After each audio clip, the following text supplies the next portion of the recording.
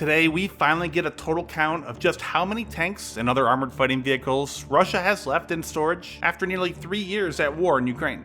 And unlike previous counts, this time we've gone into deep detail on each base for the last 3 months, even creating detailed 3D models of them, and all using only the latest and absolutely highest resolution satellite imagery that we bought. And that's where the big difference comes in between us and other people you may see releasing numbers and counting vehicles online. Now, absolutely nothing against them or their ability. A lot of them are really good, but they typically just use whatever's available on Google Maps, and those images can often be 2 or more years old. Every image we used for this count is less than 3 months old, and most are only a day or two old at the time that we got it. So let's dive in.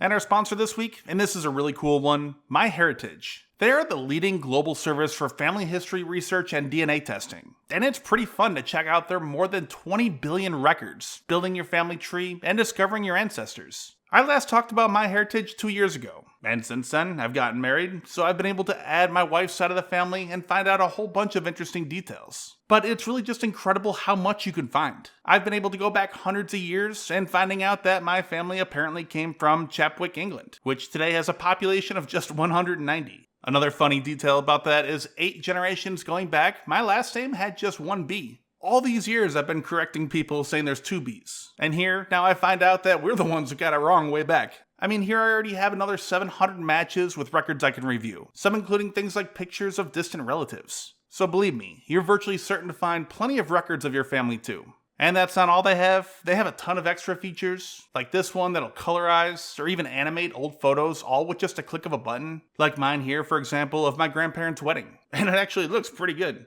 Also with just a click of a button, their instant discoveries feature. Here, just verifying 2 people are the same person instantly added another 40 people to my tree. It really is an incredible service and so much fun to go through, and it's trusted by more than 90 million users, as well as being the #1 family history service in Europe. So go and check it out, sign up, and you'll get a 14-day free trial, and you'll enjoy all the amazing features that MyHeritage has to offer. So go click the link down in the description and get started today. A real quick note, we are only counting central tank storage bases. There are other sites across Russia that could be said to be storing vehicles, like mobilization or repair bases, but none of these roughly dozen other sites currently have any tanks remaining whatsoever, so it has no impact at all on the current number of tanks in storage. They did have tanks before the war began though, so it would have an impact on the overall rate of decline. Jompy, HIMARS and I debated on whether to include them or not, one point of view being that a lot of these could just be active vehicles that were pulled for the war. The other point of view being that counting them gives a better idea of just how many vehicles are left in Russia and also have consistency with other counts we do, like artillery. But, like I said, it has no impact on the current number of tanks, just a pre-war number. And that's why you might see numbers from Jompy from before the war being about 1,000 higher. There are also what are called BTRZs, or tank repair factories, where there are several hundred vehicles backlogged, waiting to be overhauled or stripped for parts. And we have a video on that next week planned that Jompy is working really hard on right now. That one will be fun because it'll give us some insight into just how quickly Russia can repair these vehicles that are pulled from storage, and then get them off to Ukraine. And speaking of Jompy, his and HIMARS' help for this final count was instrumental. I mean, you gotta figure we counted each base 4 times, one for each year, 2021 for pre-war, 2022, 2023, and 2024, and then probably recounted each 3 or 4 times to verify and resolve any errors. That means in total, we probably counted over 150,000 vehicles on our computer screens to get the numbers for this video. So since we've already covered each of the bases individually, we can just get right into the total numbers, and here they are. Total for tanks, down from the 6,107 pre-war, just to 3,345 today. And all other armored fighting vehicles, like BMPs at these bases, 7,445 to now 4,065. Now that doesn't sound like a huge drop, and graphed out it doesn't look very large either. But there are several key points to keep in mind. One is virtually every one of these tanks left is in absolutely horrible condition. Before the war, it was probably closer to 50-50.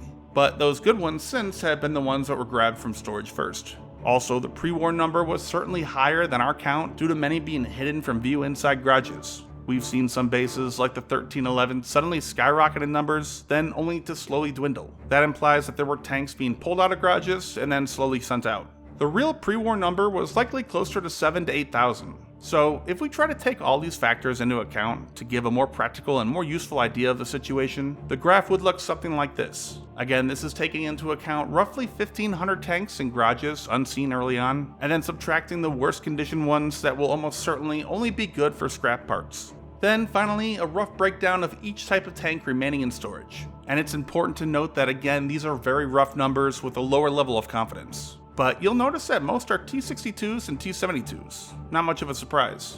The T-55s have about half of what they did before the war began. We've seen just a handful appear as lost on Oryx's site, and the others might be being kept for training or even converted into BTS-4s, which is an armored recovery vehicle.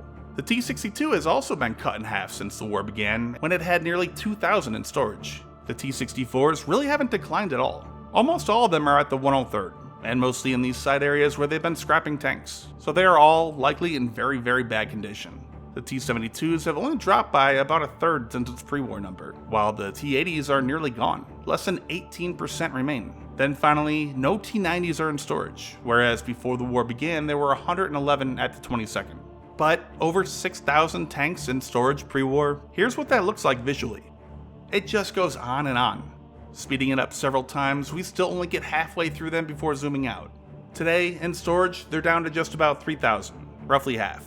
And again, realistically, half of those can easily be discarded due to their absolutely abysmal condition they're in. And that is where it got tricky for us when counting. Originally, we broke them down into two categories, what looked relatively good and relatively bad, like those missing turrets. We then decided it'd be better to break them down into more detail, and use decent, poor, worst, and just junk. The problem is, even that isn't accurate enough to give a useful idea of what's left in storage. And that's because, on one hand, virtually every single tank hull could be turned back into an operational tank. It's just a matter of how much money and effort you're willing to put into it. And I've seen people state that it would cost more money to repair the poor condition tanks than just to build a new one, and therefore it's not worth it. While it's true it might be cheaper just to build a new one, the thing they're forgetting is the limited production capability. If, say, you need 1,000 tanks a year, but you can only build 250 new ones a year, well then either you face having a serious shortage, or you have to accept spending more money to repair old ones to meet the demand. Obviously there is a point though where the cost outweighs the benefit of just having another tank.